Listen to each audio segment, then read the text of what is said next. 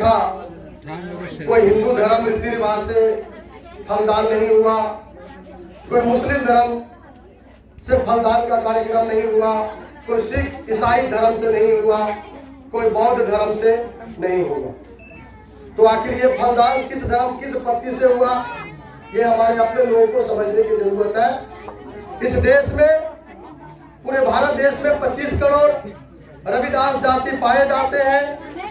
इनका अपना कोई नाम न पहचान है, इनका ना अपना कोई सिंहासन है, ना अपना कोई सत्ता है। साथियों, ये जो हम लोग खंड खंड में टुकड़े टुकड़े में बंट जाने के कारण जो हम लोग कोई ईसाई धर्म के खेमे में चले गए हैं, कोई मुस्लिम धर्म को अपना लिए हैं, कोई हिंदू धर्म की ओर चले जा रहे हैं, कोई बौद्ध धर्म की ओर चले जा रहे हैं, आपका अपना अस्तित्व मिटते जा रहा है।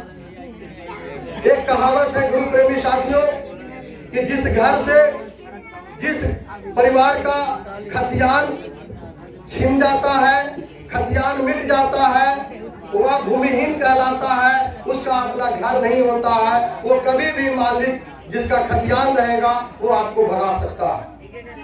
तो ठीक उसी तरह से अगर आपके रहते, अगर सतगुरु रविदास महाराज जी घसक गए, सतगुरु रविदास महाराज जी अगर सिख संप्रदाय के खेमे में चले गए, ब्राह्मण समाज के खेमे में चले गए, क्षत्रिय समाज के खेमे में चले गए, चूंकि इनको लेने के लिए क्षत्रिय समाज मीराबाई के वंशज कह रहे हैं कि ये तो मीराबाई का गुरु है, मुझे दे दो।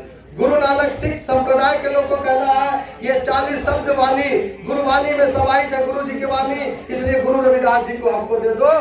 और हिंदू धर्म को कहना है ये तो रामानंद का शिष्य है, ये हिंदू धर्म का पोषक है, इसलिए इनको हमको दे दो। लेकिन बगले में बैठे 25 करोड़ के चमार टिंग टोंग कहे जाने वाले पूरे इंडिया ही नहीं बल्कि पूरे विश्व के लोग, सारे लोग बैठ करके कहा कि मोरी जाति विख्यात चमारा, मोरी जाति विख्यात चमारा मैं नहीं। गुरु रविदास जी आज से 650 बरस पहले का दिए थे कि मोरी जाति विख्यात चमारा, नित्य ही बनारसी आज से पासा ढोल ढोबत है, चारों वेद को करत खंडवती, तब विप्र ब्राह्मण करत दंडवती, मन चंगा तो कठवती में गंगा, मन चंगा तो कठवती में गंगा।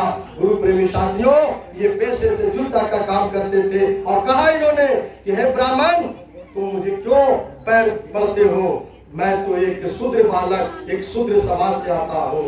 तो ब्राह्मण ने कहा नहीं, आप जन्म से तो जरूर आप रविदास और संत चमार से, लेकिन जो कर्म आपके अंदर में है वो हम ब्राह्मणों के अंदर में नहीं है, इसलिए आपका कर्म को मैं नमन करता हूँ। गुरु प्रेमी साथियों, इसलिए कहीं भी रहे तो गुरु रविदास जी की तरह बने और बाबा साहब की तरह बने। ना कोई नशा पान करे, ना बेवजह इधर उधर लड़ाई झगड़ा करे, ना किसी को साथ सताए, ना कोई अपने समाज को कभी शोषण करे। अपने समाज के बेटी बहुओं को आगे बढ़ाने की कोशिश करो, अपने बच्चों को पढ़ने लिखने में मदद करो। ऐसा ना हो कि डॉक्टर इंजीनियर बन जाओ और बड़े बड़े वीआईपी इलाकों में बस जाओ और अपने छोड़ दो अपने गृहस्थी आश्रम में हमारे मजदूर क्लास के रविदास परिवार, चाहे आपका गोतिया ही क्यों ना हो, चाहे आपका भाई ही क्यों ना हो, इसलिए उसको भी ध्यान देना होगा। अब आपको हाथ पकड़ के कोई ब्राह्मण, कोई क्षत्रिय, कोई वैश्य में आपको नहीं ऊपर खींचने जा रहा। अगर आपको कोई खींचेगा तो आपके, हमारे और आपके बीच में से कोई डॉक्टर बनेगा, कोई इंजीनियर बनेगा, कोई इंस्पेक्टर बनेगा, कोई वकील बनेगा।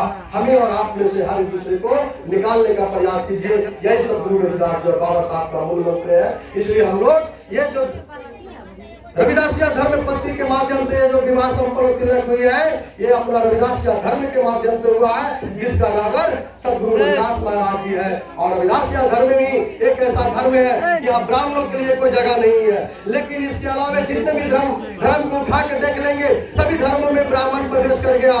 और जिस धर्म में ब्राह्मण चला जाता है वह चमारों का कोई अस्तित्व नहीं होता, उसका कोई जगह नहीं मिलता है। गुरु प्रेमी साथियों, इसलिए मैं आप लोग को बताना चाहता हूँ, ये जो हमारे लिस्ट है आप लोग गौर करके सुन लेंगे। इस लिस्ट में 50 को हमारा धर्म प्रचारक प्रतिनिधित्व हुए हैं। इसमें कुछ ऐसे लिस्टेड है जो ढोलक बजाने का काम करते हैं, ढोलक बजा करके अपना जीविकोपार्जन किया। इसमें कुछ ऐसे लिस्ट है जो जूता सीख करके अपने बाल बच्चा को डॉक्टर इंजीनियर बनाया। लेकिन इसमें कहता है कि धन्य है सदगुरु रविदास महाराज, धन्य है बाबा साहब और धन्य है देवानंद जी कि जिस जगह पे ब्राह्मण बैठता था, आज वो रविदास चौहान के बेटा जो ढोलक बजाता था और जो चप्पल बना सीता था, आज वो पूरे गया जिला में घूम घूम करके और अपने लोगों को और सदगुरु रविदास महाराज जी के माध्यम से आज कर्मकांड करा रहा है और ब्राह्मण समाज को कह दिया कि अब इस घर से तुम छुट्टी